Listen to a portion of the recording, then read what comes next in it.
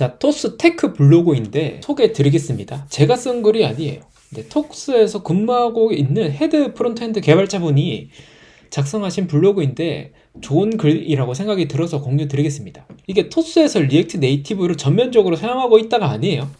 토스에서는 최고의 사용자 경험이 필요한 것은 네이티브로 개발을 한다예요.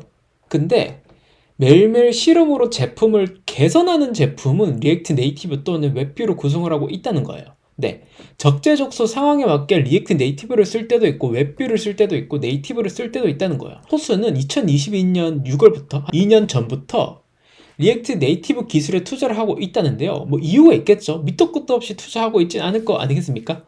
자, 왜 리액트 네이티브를 사용을 하냐면 일단은 웹과 대비해서 매끄러운 사용자 경험, UX죠. 그리고 높은 개발 생산성을 제공을 한다는 거예요. 웹 같은 경우는 기본적으로 저희가 화면에 렌더링을 하기 위해서는 HTML을 다운로드 받고 로드 받고 자바스크립트를 다운로드 받고 로드 받고 이러한 메커니즘을 거쳐야 하는데 리액트 네이티브에서는 파일 시스템이라는 거죠. 네, 기본적으로 리액트 네이티브는 파일 시스템에서 자바스크립트 파일을 읽고 오기 때문에 웹에서 일련의 과정인 이 과정을 거칠 필요가 없다는 거죠. 그래서 웹뷰와 다르게 리액트 네이티브는 네트워크로 인한 로딩 속도를 없앨 수 있기 때문에 리액트 네이티브를 채택을 하는 것이다 라는 거죠. 그래서 뭐 1초 이상의 로딩 속도를 감축할 수 있었다는 거예요. 자바스크립트가 실행도 매우 빠르니까요. 미리 컴파일을 할 수 있다는 거예요. 헤름 엔진을 통해서 미리 컴파일을 할 수 있다는 거예요. 네, 이러한 그림으로 도식화를 해 놓은 거고요. 그래서 자바스크립트 실행 속도가 지금 매년 2자리 퍼센테이지로 빨라지고 있거든요. 그러면 그럴수록 로딩 시간은 계속 줄어들 것이고 헤름 엔진으로 아까 위에 도식화해 놓은 것처럼 자바스크립트를 미리 컴파일해서 초기 로딩 속도를 더 빠르게 할 수도 있다는 거예요. 그리고 리액트 네이티브는 이러한 문제를 해결할 수 있다는 거예요. 지금 이게 iOS 같은데요. 네, 이렇게 지금 넘쳐나고 있죠. 위로 이렇게 넘쳐나는 문제가 있었는데 웹뷰에서는 이게 해결이 안 됐었는데 뭐 iOS에서 디스플레이 픽스드와 오토포커스 문제가 있었습니다.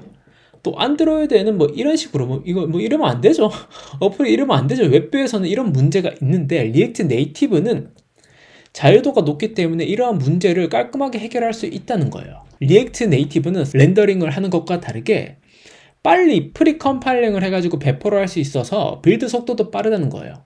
SSR 서비스 제가 만약에 넥스트를 사용한다 치면은 빌드하고 다커 빌드하고 쿠버네티스 배포 이러한 과정을 거쳐야 하는데 이럴 필요 없이 뭐 자바스크립트 파일 한 개만 빌드해가지고 미리 컴파일해서 배포를 해버리면은 빠르게 저희가 할 수 있다는 겁니다. 배포가 완료되기까지 시간을 최적화할 수가 있다는 거죠. 리액트 네이티브가 그렇다는 거예요.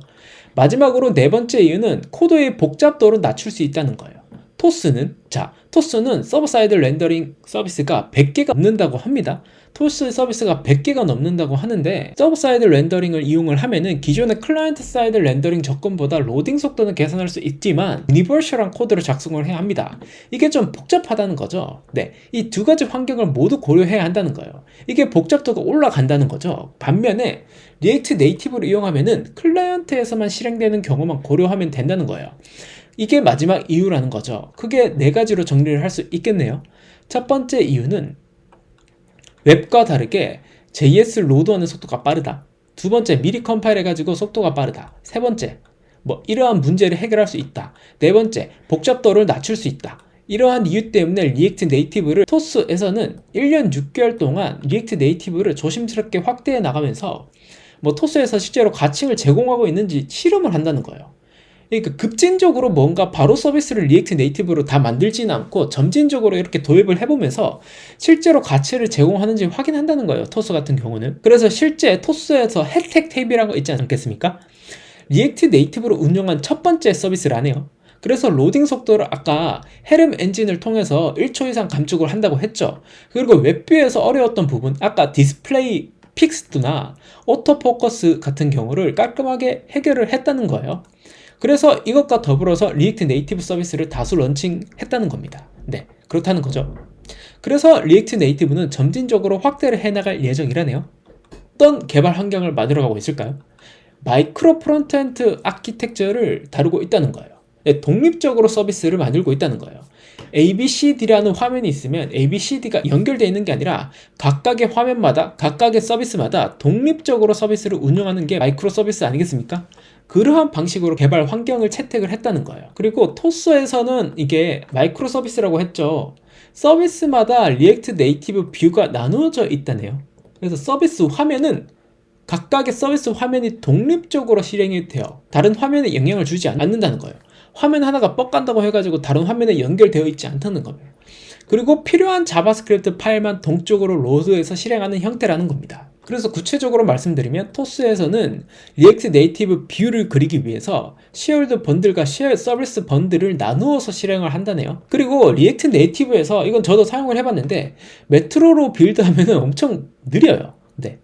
그래서 ES 빌드 번들러를 사용을 하고 있다네요. 메트로 번들러 이게 오래 걸리거든요.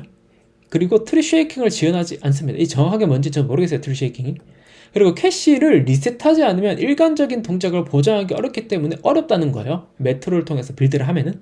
그러한 것들을 ES 빌드를 도입한 후에 빌드 시간을 1분 안쪽으로 감축을 시킬 수 있다는 거죠.